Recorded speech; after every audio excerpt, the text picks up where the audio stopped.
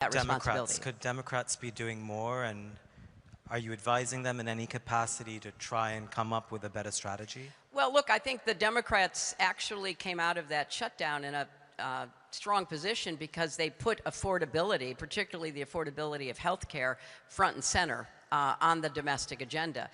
It was very hard to get any kind of smart political strategy in the beginning because the Democrats had so few tools. But I think that there is a growing awareness that the Democrats are being more effective in their opposition to the president. And I think the recent elections prove that voters are beginning to ask a lot of questions. Obviously, you can look at polling and favorability ratings and all of that. But what bothers me is that I was in the Senate for 8 years. I know a number of the Republicans who are still in the Senate. I don't recognize them because they were more than happy to criticize and question Bush and certainly Obama and certainly Biden. And they are either intimidated or in agreement, whatever the reason might be, that they're not doing the same now.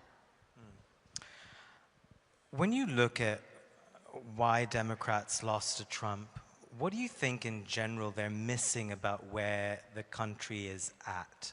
What have they gotten wrong? What are they misreading?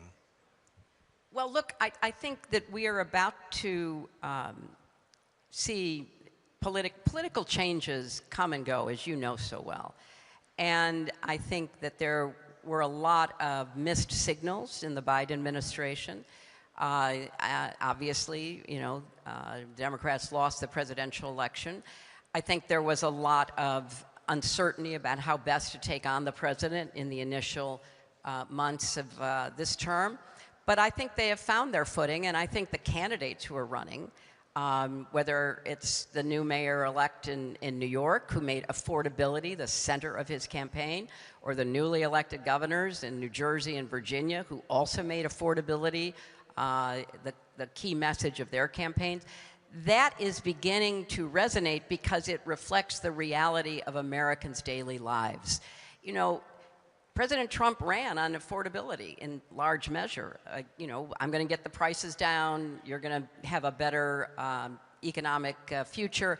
That hasn't happened. And so you can only tell people something for so long before they say, wait a minute, because that's what happened with Biden. He kept saying, the economic indicators are really good. And people were saying, yeah, I'm looking at my grocery list and I can't afford half the items on it. I'm looking at my electricity rates. I'm looking at my health care costs. And so they turned on Biden, even though, he had tried very hard to lay the groundwork for new jobs and all the rest of it. Now you see people turning on the president. You see his favorabilities, in the 30s in some polls. Why? Because their lived reality does not reflect the messages that are being put out from the White House. And I think there are concerns, about what some of the other actions are. One of the things that really broke through to people was demolishing the East Wing of the White House. And, look, you can have an argument the White House needs a big space for people to gather, that's fine. But it was just such an abrupt decision, and the pictures were so incredibly disturbing. So people all of a sudden started saying, wait a minute, what's going on? That's the White House. So there's a lot that is beginning to penetrate, not just among Democrats, but independents as well, about, wait a minute, maybe this is not exactly what I voted for.